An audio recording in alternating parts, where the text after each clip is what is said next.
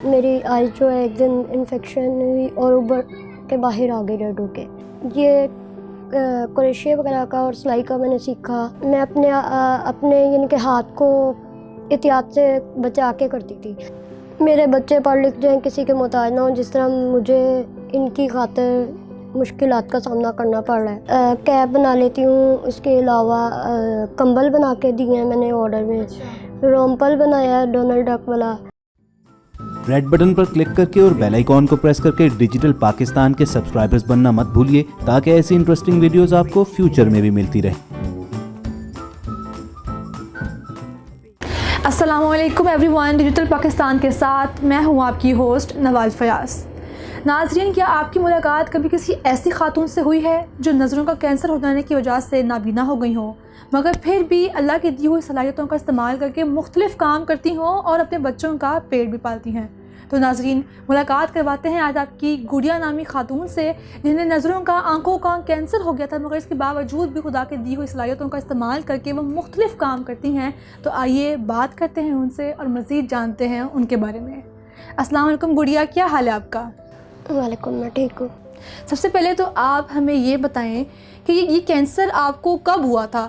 آپ کی کیا عمر تھی جب آپ کو پتہ لگا کہ اب آپ مزید اور نہیں دیکھ سکتی ہیں؟ میں 2 سال کی عمر میں میرے دادا ابو نے مجھے نوٹ کیا تھا کہ مجھے نظر نہیں آتا. تو مجھے چیزوں سے ٹکرا جاتی تھی. تو پھر انہوں نے میری امی سے بات کی اور ڈاکٹر کو چیک کرایا, تو انہوں نے کہا کہ اس کو کینسر ہے, آئز کینسر. تو پھر آپ نے کوئی اس کا علاج وغیرہ کا نہیں دیکھا کہ اس کا کوئی علاج بھی ہونا چاہیے؟ انہوں نے ایک تو 2 سال کی عمر میں ہی نکال دی تھی اور کیمو لگائے تھے, نہیں اثر کیے. اور پھر دوسری جو ہے مجھے امی نے اسکول میں ایڈمیشن یہاں لاہور آ کے کروایا. پہلے کراچی میں ہوا ہے میرا پرائیویٹ کلینک سے, جو ادھر کی ہے اس کا لیفٹ سائڈ کی. اور پھر اس کے بعد رائٹ سائڈ کی جو تھی وہ 5 ایئرس کی تھی میں. تو امی نے اسکول میں ایڈمیشن کروایا, میں قاعدہ قریب کر کے پڑھنے لگ گئی.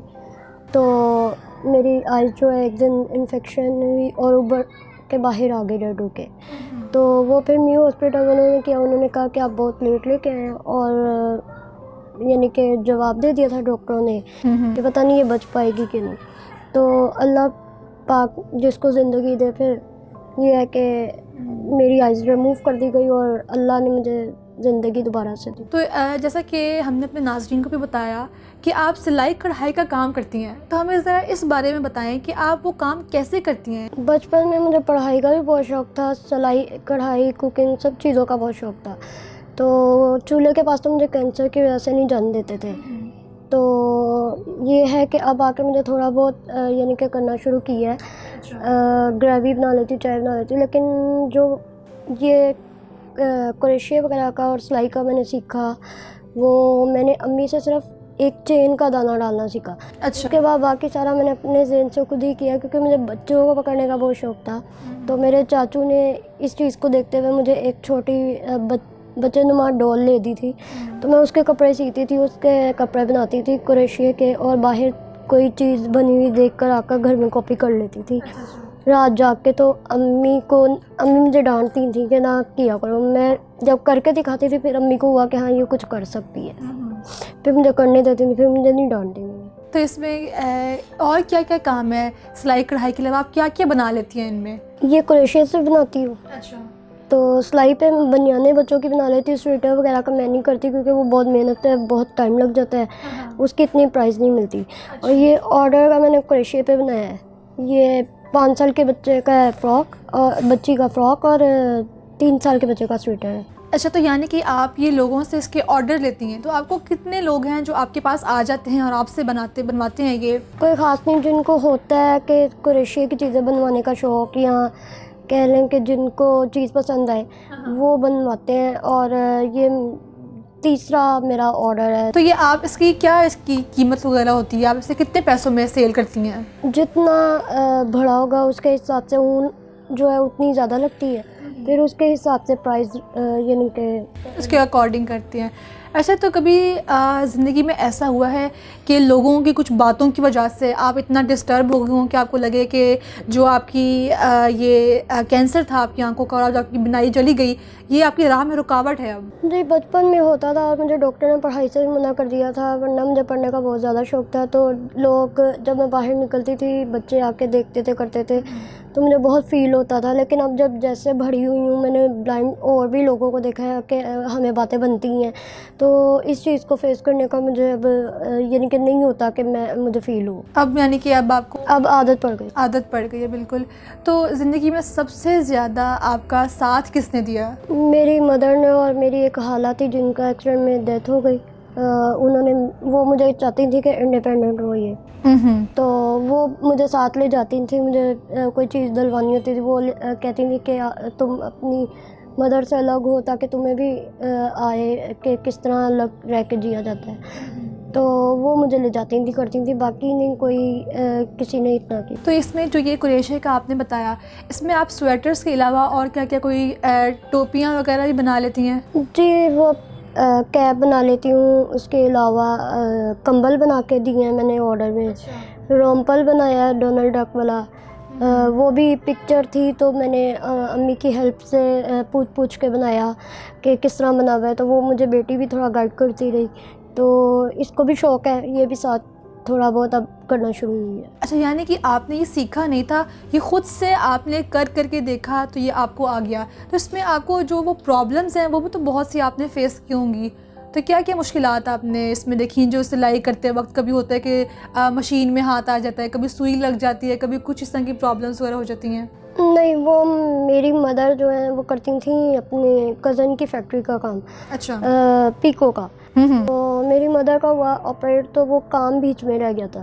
میں پھر پڑی ہوئی تھی مشین. ہم پہلے گلبرگ جہاں رہتے تھے وہاں پہ ایسی چیزیں پڑی رہتی تھی، کوئی بچہ نہیں تھا چھیڑتا نہیں تھا، تو میں ہی ہوتی تھی وہاں پہ. تو میں نے نا پیکو کی، میں نے امی کو دوپٹہ دکھایا، امی نے کہا تم کر سکتی ہو.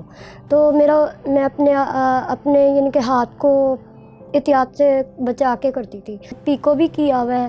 اس کے علاوہ ایک میری کزن آئی تھی کراچی سے، والٹ بنا ہوا، وہ میں نے دیکھ کے کاپی کر کے اس کو سلائی کر کے ٹکن کپڑا کھڈی کا لگا کے زپ لگا کے اور موتی ستاروں کا کام اوپر کر کے چیپی سے اس کو سارا یعنی کہ جس طرح کا بنا ہوا تھا بنا کے وہ سیل کیا. وہ میرا 350 میں ایک سیل ہو جاتا تھا. میرے بیٹے چھوٹے کو تو 6 مہینے کی عمر میں اس کی آئز ابھر کے باہر آ گئی تھی. اچھا. تو اس کو بھی کینسر مسئلہ تھا.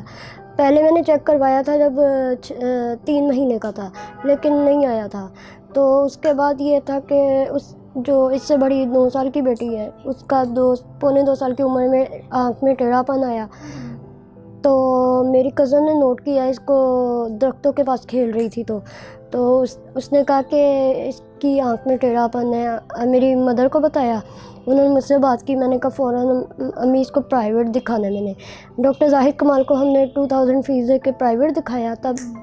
تب جو تھا میرے تایا ابو سے مجھے کچھ پیسے تھے جس پہ مجھے پیسے آتے تھے. تو یہ تھا کہ میں نے اس کو پرائیویٹ دکھایا. انہوں نے کہا کہ اس کو شوکا خانم لے کے جائیں. انہوں نے کہا کہ اس کو آئی کینسر ہے. پھر اس کے بعد بیٹے کا یہ تھا کہ بیٹے کو ڈاکٹر کے دکھا رہے تھے، اس کے اندر کوئی چیز یعنی کہ میدا ایکسیپٹ نہیں کرا تھا کوئی چیز. تو پھر اس کے بعد میرے ماموں نے اس کو نوٹ کیا کہ اس کے آئز میں ٹیڑھا پن ہے. تو اس کے بعد ہوا تھا یہ کہ اس کو ڈاکٹر کے لے جانا تھا. اس سے تھوڑی دیر پہلے ہی اس کی ابھر کے باہر آ گئی تھی ریڈ ہو کے آئز. تو ڈاکٹر نے کہا کہ اس کی آئز تو بالکل ختم ہو چکی. پھر وہ ریموو کر دی. اب دوسری آئز کا اس کا چل رہا ہے. اچھا اچھا. اور وہ کچھ نہیں ہے ابھی ڈاکٹر بتا رہے. بڑی بیٹی کا جو ہے وہ 12 سال کا بتایا ہوا ہے اور وہ حالہ مینیج کرتی نہیں ہے پہلے اخراجات اس کے. تو اب جو ہے بیٹے کا وہ جو ہے نہیں کر پا رہی میں افورڈ، تو اس وجہ سے بہت پرابلم ہے. جی 2 بیٹیاں، ایک بیٹی ٹھیک ہے. اچھا.